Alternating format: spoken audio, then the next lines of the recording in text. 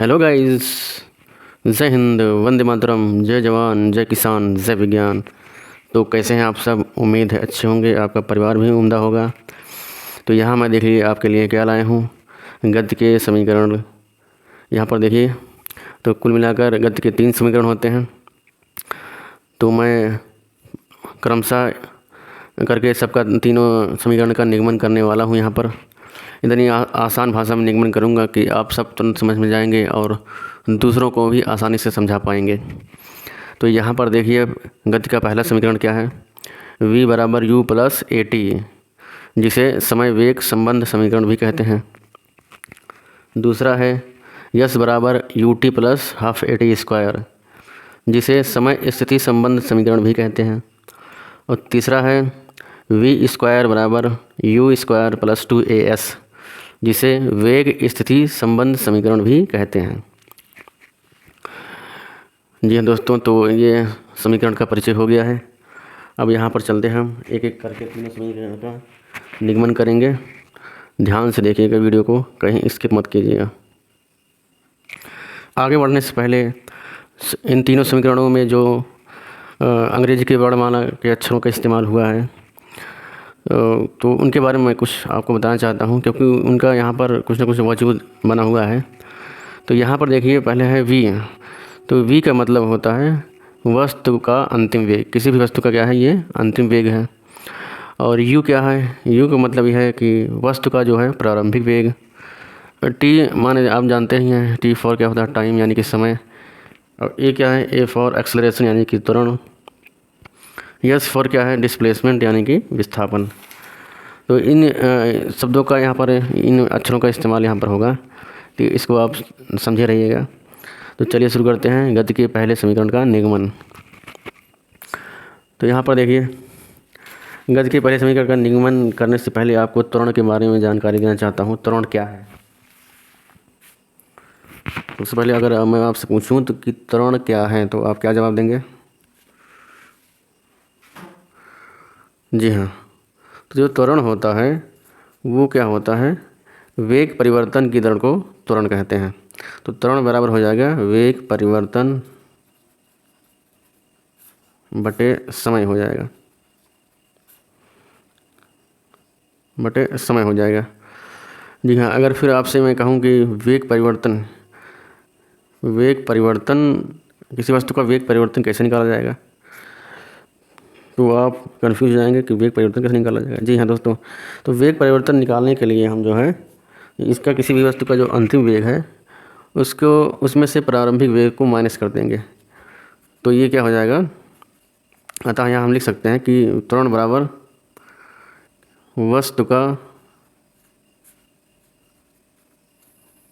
अंतिम वेग माइनस वस्तु का प्रारंभिक वेग।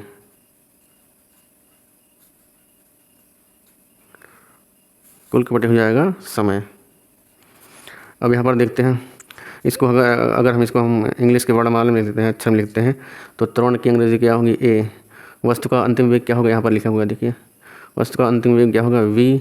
और वस्तु का प्रारंभिक वेग क्या होगा? यू। और समय क्या होगा? टी।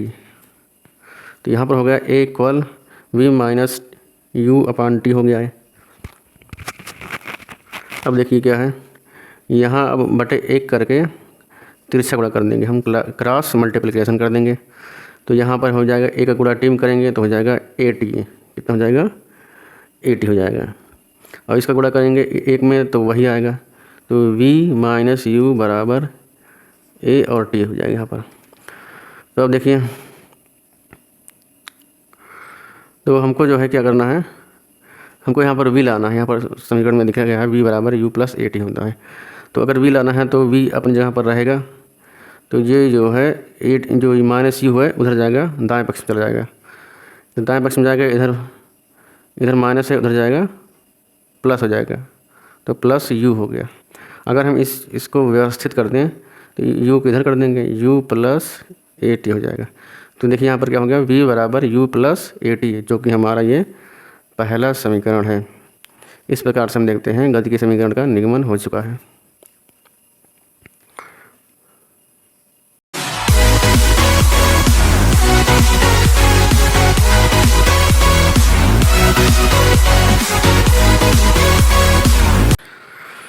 तो चलिए गति के दूसरे समीकरण का निगमन करते हैं। यहाँ पर देखिए लिखा हुआ है गति के दूसरे समीकरण का निगमन। तो द्वितीय समीकरण क्या है, यस बराबर U T plus half A T square. तो इसको निगमन करने से पहले हम थोड़ा वेग के बारे में जानते हैं, वेग क्या होता है। तो वेग का सूत्र होता है वेग बराबर विस्थापन बटे समय। जी हाँ दोस्तों, इस प्रकार से वेग क्या हो गया, किसी वस्तु के विस्थापन की दर को वेग कहते हैं। यानी एकांक समय में कोई वस्तु कितना विस्थापन किया है उसी को वेग कहते हैं। तो इसी से हम निकालेंगे, तो वेग बराबर क्या हो गया, विस्थापन बटे समय। इसी से हम निकालेंगे औसत वेग। तो औसत वेग बराबर क्या होगा, कुल विस्थापन, ये होता है औसत वेग बराबर कुल विस्थापन बटे कुल लगा समय, कुल लगा समय। जी हाँ दोस्तों, तो आपसे अगर पूछा जाए कुल विस्थापन आप कैसे निकालेंगे, चलिए जान दीजिए, बाद में इसकी व्यवस्था करते हैं। तो कुल मिला के जो है अगर बटे 1 कर देते हैं यहाँ पर, तो औसत वेग का गुणा कुल लगे समय से हो जाएगा और कुल विस्थापन गुणा 1 से हो जाएगा, यानी कि क्रॉस हो जाएगा, गुणा क्रॉस मल्टीप्लिकेशन हो जाएगा। तो यहाँ पर हो जाएगा कुल विस्थापन गुणा 1 करेंगे तो हो जाएगा कुल विस्थापन। तो कुल विस्थापन बराबर हो जाएगा औसत वेग, औसत वेग गुणे कुल लगा समय, कुल लगा समय।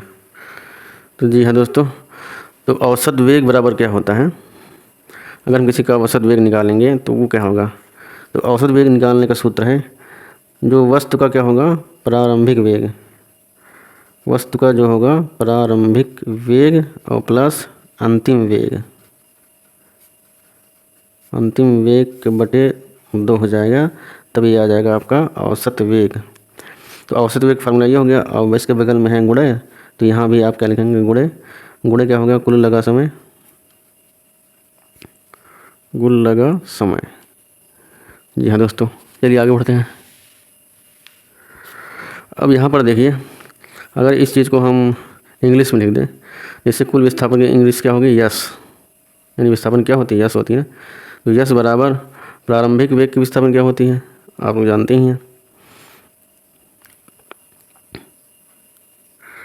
यहाँ पर देखिए मैंने लिखा हुआ है v बराबर क्या होगा, वस्तु का अंतिम वेग होता है, और u बराबर क्या होता है, वस्तु का प्रारंभिक वेग। तो प्रारंभिक वेग प्लस अंतिम वेग यानी कि u प्लस v होगा, यहाँ पर क्या होगा, u प्लस v हो जाएगा। तो u प्लस v अपान 2 के मल्टीप्लाई कुल लगा समय यानी कि t हो जाएगा। ठीक है दोस्तों, समझ में आ रहा है ना। तो यस बराबर हो जाएगा। अब देखिए, अब हम क्या करेंगे, टी का गुणा इस ब्रैकेट के अंदर करेंगे। अब यहाँ पर देखिए, यहाँ पर हम जहाँ पर v है वहाँ पर समीकरण नंबर 1 का मान रख देंगे। समीकरण नंबर 1 क्या है, v बराबर u प्लस ए टी। इसको हम यहाँ पर जहाँ पर v है वहाँ पर रख देंगे, तो ये हो जाएगा u plus A T upon 2 के मल्टीप्लाई टी हो जाएगा। यहाँ पर देखिए, तो फिर इस बराबर हो जाएगा। अब देखिए क्या करना है, यहाँ पर एक यू ये और एक यू ये, 2 यू, ये दोनों जुड़ जाएंगे, हो जाएगा 2 you plus A T upon 2 हो जाएगा, ये मल्टीप्लाई हो जाएगा टी के। अब देखिए हम जो है इसका मल्टीप्लिकेशन इसमें इन दोनों पहले करेंगे। तो टी का अगर 2 यू से गुणा करेंगे तो क्या आ जाएगा, 2 यू टी हो जाएगा, 2 यू टी हो गया, और बीच में प्लस है, प्लस रखेंगे।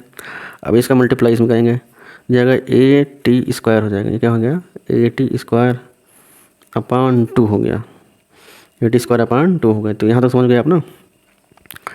अब देखिए, तो अगर हम चाहते हैं तो इन दोनों को अलग अलग भी कर सकते हैं। जैसे ये है, तो 2 U T upon 2 plus A T square upon 2। अब यहाँ पर देखिए, यहाँ पर देखिए, अब ये जब ये क्या होता है, दोनों का हर बराबर है, तो अब ये जो है यहाँ पर पहले जुड़ा हुआ था, तो अब देखिए यहाँ पर 2 से 2 क्या हो जाएगा, कैंसिल हो जाएगा, ख़त्म हो जाएगा। अब हमारे पास बचा है ut प्लस at²/2। तो हम इसको इस तरह से भी लिख सकते हैं। तो यहाँ पर कोई संख्या नहीं है, इसका मतलब यहाँ पर 1 हम लिख सकते हैं, तो 1/2 हाफ at²। तो यहाँ पर देखिए यस बराबर ut प्लस हाफ at²। इस प्रकार से हम समीकरण नंबर 2 प्राप्त कर चुके हैं। ये देखिए प्रूव हो गया।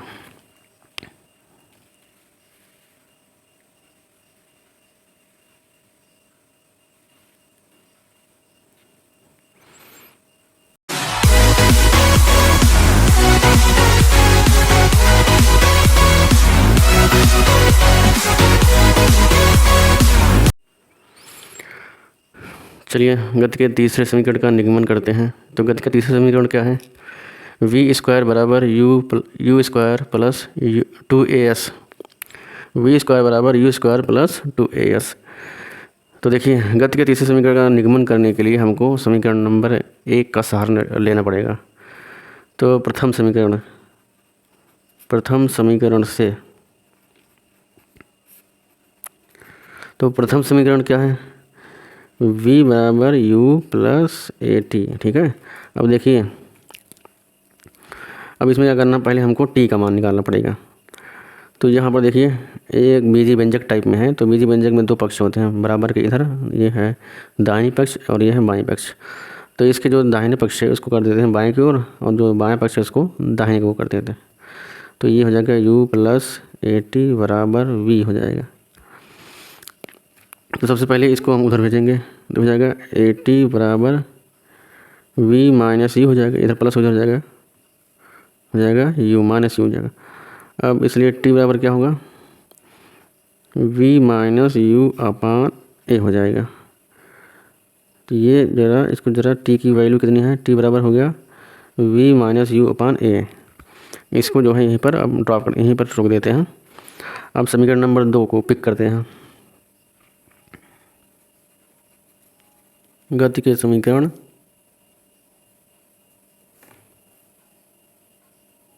दो से, अब समीकरण 2 क्या है, समीकरण 2 ये है यस बराबर ut प्लस हाफ at²। ये है आपका दूसरा समीकरण है, और ये था पहला वाला। तो अब इसमें देखिए हमको क्या करना है, जहाँ जहाँ भी t है, जहाँ जहाँ t है वहाँ पर हम रख देंगे t का मान रख देंगे। तो t की वैल्यू क्या आई, यहाँ पर देखिए ज़रा, t की वैल्यू आई है v minus u upon a आई है। तो जहाँ जहाँ पर आप t देख रहे हैं वहाँ पर हम रख देंगे t की वैल्यू रख देंगे। तो सबसे पहले यहाँ पर देखिए u है, उसके बाद t है, तो t का मान कितना है, v minus u upon a है। अब इसको हम कर देंगे ब्रैकेट में, फिर इधर देखिए प्लस है, तो यहाँ पर रखेंगे हम प्लस हाफ लिख देंगे, फिर a लिख देंगे, फिर यहाँ पर देखिए t आ गया, वो भी t के स्क्वायर में आ गया। तो v minus u upon a का हो जाएगा ये होल स्क्वायर। अब देखिए यहाँ पर ये क्या दिखा रहा है कि जो ब्रैकेट है, ब्रैकेट के अंदर जो भी संख्या होती है, ब्रैकेट के ठीक बाहर वाली संख्या से इसमें क्या हो जाता है, मल्टीप्लाई हो जाता है, गुणा हो जाता है। तो u का गुणा हम करेंगे v में, तो ये हो जाएगा v हो जाएगा। अब u का गुणा u में करेंगे तो हो जाएगा ये u² हो जाएगा बटे a। चूँकि अब ये गुणे में है, ये बटे में है, तो इसका गुणा नहीं हो पाएगा।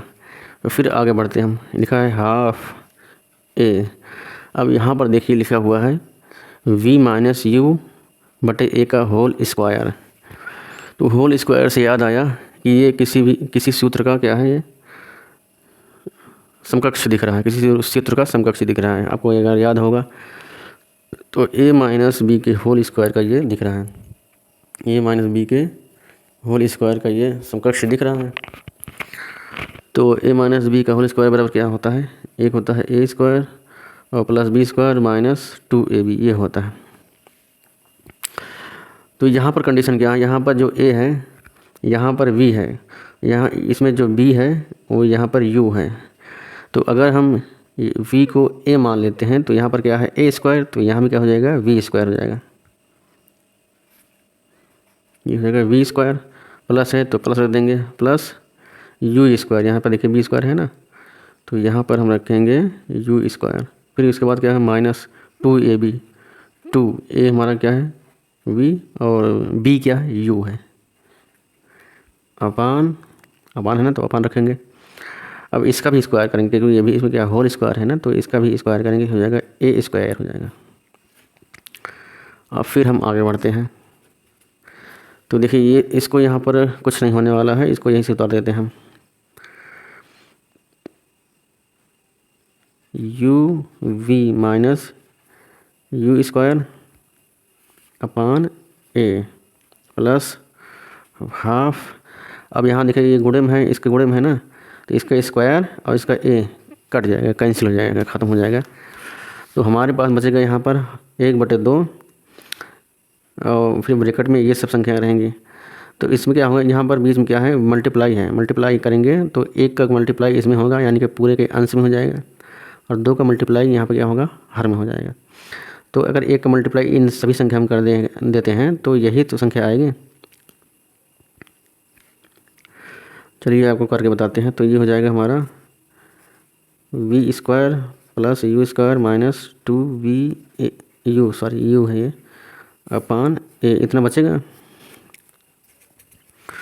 तो इसको ऐसे रख देते हैं, तो u v minus u square upon ए।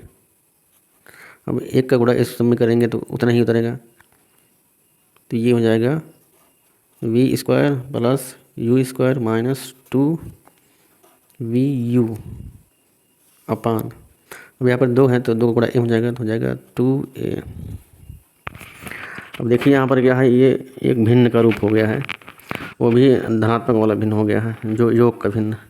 तो उसमें क्या होता है कि जब तक हर बराबर नहीं होता तब तक आप जो है उसके अंश को जोड़ नहीं सकते हैं। तो हर बराबर करने के लिए उसमें लासा लेते हैं, एलसीएम लेते हैं। तो यहाँ पे अगर एलसीएम लेंगे तो एलसीएम कितना आएगा 2a ही आएगा। तो यहाँ पर देखिए ऑलरेडी 2a है, यहाँ पर कुछ नहीं करना है, हमको a को 2a बनाना है। तो a को 2a बनाने के लिए हमको यहाँ पर पूरे यानी अंश और हर में 2 का मल्टीप्लाई करना पड़ेगा, तभी तो यहाँ 2a होगा। तो अगर हम करते हैं तो ये हो जाएगा यस बराबर 2 का मल्टीप्लाई कीजिए तो 2uv minus 2u square upon 2a। अब इसको ऐसे उतार देंगे, तो ये हो जाएगा v square plus u square minus 2vu अपान 2a।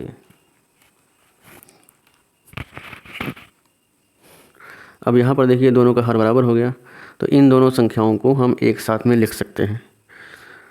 तो 2uv minus 2u square plus v square plus u square minus 2vu कुल के अपान हो जाएगा 2a। अब यहाँ पर देखिए अब हमको ये एक बीजी व्यंजक का रूप हो गया है। तो इसमें देखिए ये माइनस का 2uv है, vu है, और यहाँ पर देखिए प्लस का 2uv है, तो ये इससे कैंसिल हो जाएगा, ख़त्म हो जाएगा। और यहाँ पर देखिए ये प्लस का यू स्क्वायर है, प्लस यहाँ पर कोई संख्या नहीं है मतलब 1 है, तो प्लस 1 यू स्क्वायर है, इधर माइनस 2u स्क्वायर है, तो इसका 1 यू स्क्वायर इसमें से 1 यू स्क्वायर में से निकल जाएगा। तो यहाँ बचेगा आपका minus u square plus v square upon 2a, ये बचेगा। तो हम क्या करते हैं, इसको बटे 1 करके इसमें क्रॉस मल्टीप्लिकेशन कर लेते हैं।